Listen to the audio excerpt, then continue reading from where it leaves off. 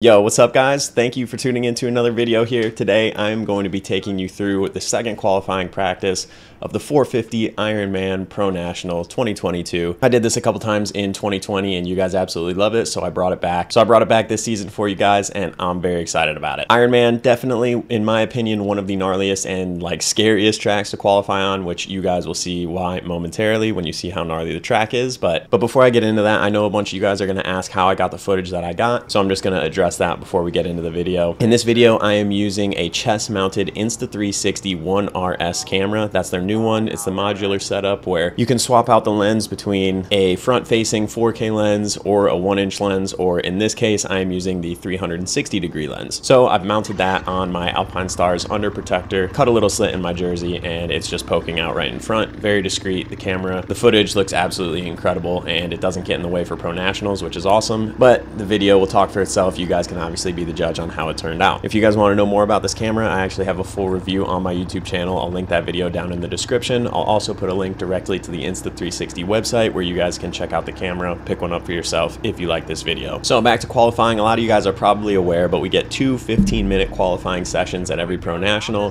There's about roughly 90 to 100 riders that sign up, and we're split into a couple different groups. You go out in your group, set as fast of a lap time as you can, and the top 36 fastest lap times go straight to the main. Then 37th through 76th all go to the LCQ, which is a 4-lap moto where they take 4 more racers. So it's super important to lay down a fastest lap time in these qualifying sessions so you can avoid going to the LCQ. If you guys watch my videos in the past, you know that that stuff is absolutely no fun. We try our dang hardest to go nowhere near an LCQ, and we were very successful of that this season. So I'm in the 450A group. I'm out there with Eli Tomac, Chase Sexton, Barsha, all those gnarly dudes, so it's pretty sweet. The 450A is the third out of 4 qualifying groups, and then this is the second rotation, so technically this is the 7th practice out on the track, just to give you guys kind of an idea of where we're at in the day, and so you can see how quickly these tracks get absolutely smoked. This is only the 7th session out on the track, and the track is freaking brutal, man.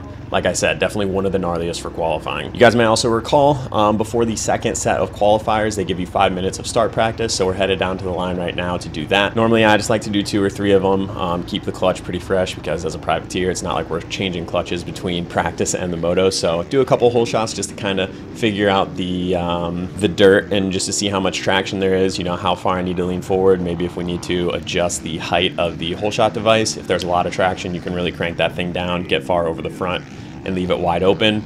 If it's slippery, maybe you need to raise the front end a little bit, sit more on the rear, and modulate the throttle a little bit better. So we'll do a couple practice starts quick, and I'll check back in after that.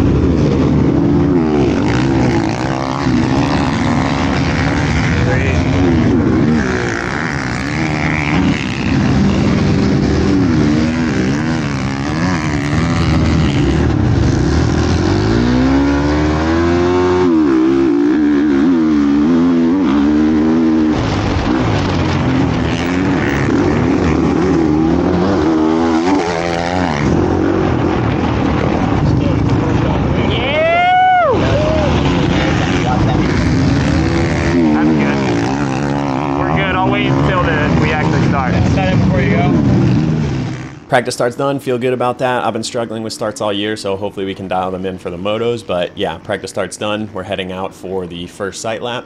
The finish line is right before the start straight, so we basically have I would say 95% of a lap to just kind of go around, check out the lines, because the last time we were on the track was probably about an hour and a half ago from now, and there were 4 practice sessions between then and now. So track has changed a lot. Normally, for a typical person, the fastest laps will come out of the first session because it's a little bit more wet, but it's definitely not as rough at all. So a lot of people are better at going fast in those smooth but kind of slippery conditions. I'm definitely the opposite. I don't know what it is, whether it's, you know, a factor of my height or something about my riding style, but I go a lot faster when the track dries up but gets rougher. So normally after the first set of qualifiers, I'm always a little bit scared seeing where I'm at in the lineup. But I always know that I have these second qualifiers in my back pocket, and that's exactly what we did in this one. So right now I'm checking out the lines, looking at some of the big jumps, seeing where new ruts have formed, maybe checking out some dry lines. You know, I like to get behind somebody fast to kind of see what lines they're looking at. You know, sometimes you can latch on to one of the factory guys who's not that much faster than you, so you can kind of latch onto them and they can tow you around the track. So right now, just searching for lines. Like I said, Ironman, in my opinion, is the gnarliest track for qualifying. You guys can see it's kind of like a loamy clay type dirt. Like if they didn't do anything to it, it would be rock hard, but they till it up so deep and get it so wet that it's really, really loamy in qualifying, and huge ruts and braking forms form like immediately. And then as they dry out, they turn rock hard. Like these ruts and bumps do not move when you touch them. And those are some pretty gnarly conditions. So on top of that, there are some huge booters. Like they have like 3 sections where it's just a massive roller into a set of like roller whoops. So you kind of hit this thing wide open and just launch blindly into the whoops, which are completely rutted out and muddy. So it's pretty gnarly, dude. Like when you're going for a fast lap, there's a high probability that you're not going to make it to the checkers. That's why like pro motocross qualifying is just so gnarly, and it's hard to understand it if you've never done it before, but hopefully these videos are doing us some justice. But we're coming up on the finish line to start our first qualifying lap. We got Jerry Robin and Grant Harlan ahead of me, 2 really fast dudes, so I'm in a good position. I'll cut the mic now and let you guys enjoy this hot lap.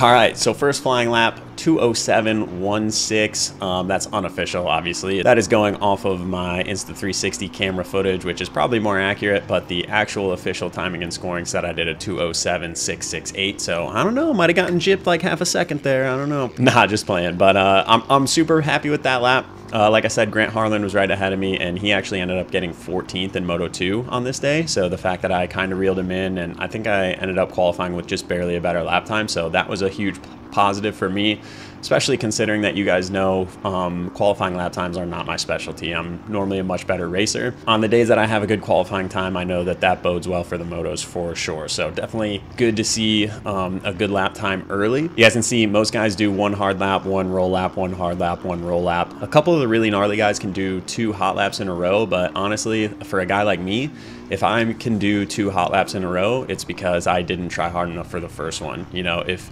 if I'm not completely dead after my first hot lap, then I know I didn't go fast enough, I didn't try hard enough, and so it's probably not going to be fast anyways, and then the second one definitely won't be fast. So I go hot lap, roll lap, hot lap, roll lap, and then I normally get 3 hot laps. I believe that's what I got in this one. So you definitely don't want to chill too much on these slow laps. Definitely just want to let the heart rate come down a little bit, but if you waste too much time, you won't get that 3rd hot lap in. So kind of making my way briskly around here, but letting my heart rate come down for sure. For reference, that lap was about 2 seconds slower than Dean Wilson, which, you know, full factory Husqvarna rider, so I'm super happy with that one, but you always go for a couple more ones because you just don't know if, you know, you find a new line or I don't know, if you just somehow put something together. So we gear up here, kind of making our way around to the finish line again.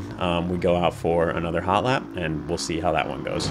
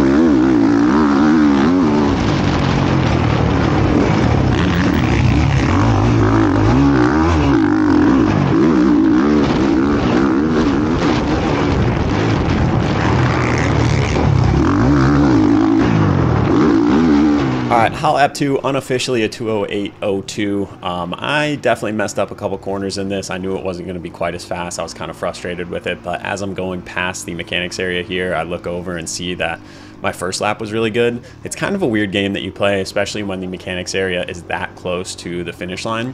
Like sometimes the time doesn't pop up fast enough for the mechanic to write down the lap you just did and put it out for you. So you're normally getting the lap time from, you know, your first hot lap. So I saw that the first hot lap was really good. I think it said I was sitting like 21st or something like that, so I knew it was a good time. I knew that I ran a faster lap time than the first practice by quite a margin, so I knew that I was sitting pretty good, so I didn't get too frustrated that that last lap was kind of a wash. But I knew if I cleaned up a few things, I could maybe click off a couple more tenths and maybe get down into the teens. It's always a good feeling lining up, you know, inside of the top 20, especially for me. Like I said, I'm definitely a racer. So if I qualify inside the top 20, we're definitely scoring points on the day. So that's what I was going for. But at the same time, I was pretty happy with the time that I ran. But through this little S-turn section, I knew I messed up some of that on the previous lap. And then there were a couple more corners. I think the very first corner, honestly, getting on the start straight, I kind of messed up. And then there was a corner towards the end that I messed up too. So I did find a couple more better lines though. There were a couple smoother outsides that I found. Landing that huge jump in the middle that goes down the hill, I kind of got further to the right and found that that was a little better. In the section coming up after the tight left-hander, I got back to the left side and kind of hit the outside, and that helped carry some speed. So just a couple little things, and I thought that if I put it all together, I could possibly squeeze out a bit of a faster lap for this last one. So that was the mission. When I'm in this situation, I know I already have a good lap, so I can kind of just, you know, send it and let it all hang out because I've got nothing to lose. It's always scary when the pit board says you're like 35th right now, and so you know that this last lap is everything. You know, if you don't get this last lap solid, then you're pretty much screwed. So I was feeling pretty just comfortable and carefree at this point. I knew I had this last one to just kind of go for it, and if it didn't work out, it was okay. But obviously you always want to go for it. So we're heading out for the final lap, and we'll see how it goes.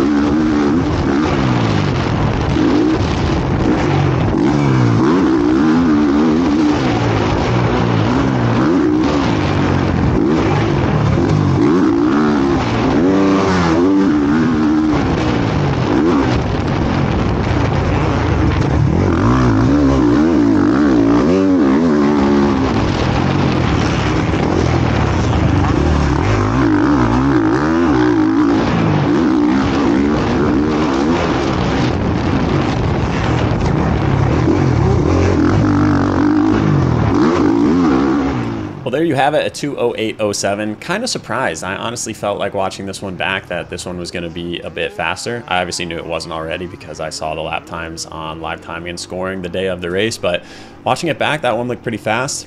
But I guess that's kind of a testament that sometimes people who look like they're going fast aren't actually going fast, and sometimes the guys who are just smooth and in control are going fast. So yeah, I think maybe I just need to work on rolling through some of these corners better. I noticed that's a big difference between practice day and race day for me. Like when I'm out at the practice track, I never stand the bike up in the rut, and I keep doing that in qualifying. So I don't know what it is. I think I'm just too hard on the brake coming in like the first half of the corners, and that's kind of standing me up and killing all my momentum. I just need to be better about getting off the brake and just trusting that I've got the skill to pull me the rest of the way through the corner. So, but anyways, that was qualifying practice 2. We qualified really well, like 25th, I want to say. So that's a pretty solid effort for me. We went on to crush it in the motos. I think I got 23rd in Moto 1, and then Moto 2, I was in like 17th for quite a bit of the race. So truly awesome day. The race vlog will be coming out eventually. So hope you guys are looking forward to that, but hope you enjoyed this one as well. And hopefully it gave a little bit better of an idea of what it's like to qualify for a Pro National. And yeah, hopefully you guys can see how gnarly the track is. And yeah, we got a couple more of these qualifying videos coming up. I did Unadilla and a couple other ones. So those will be coming soon. But anyways, guys, thank you very much for tuning in. We will catch you in the next one. Later.